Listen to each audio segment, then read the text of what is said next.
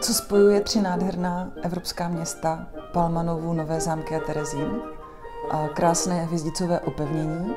České město Terezín se sice nechválně proslavilo během druhé světové války, ale své úžasné hvězdicové opevnění získalo už v roce 1780, kdy jej nechal postavit císař Josef II., který město pojmenoval po své matce Marii Terezii.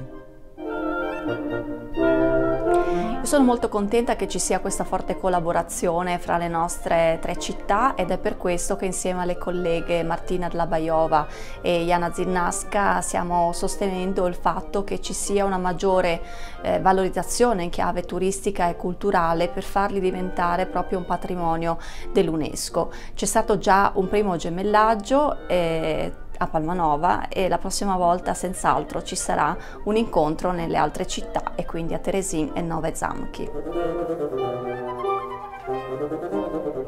Opevnenie Nových Zámkov sa stalo po svojom dokončení najmodernejšou renesančnou pevnosťou svojej doby. Pod celým mestom sa nachádzali a že vraj sa ešte stále nachádzajú tunely. Okolo mesta bola vodná priekopa. Žiaľ, počas tureckých pádov a počas bombardovania, počas druhej svetovej vojny došlo k poškodeniu týchto hradieb, až takmer k ich zničeniu. Ale som presvedčená, že aj partnerstvo medzi Palmanovou, Terezínom a Novými Zámkami by mohlo prispieť k tomu, aby sme získali finančné prostriedky na opravu toho, čo zostalo a na pritiahnutie čo najväčšieho počtu turistov.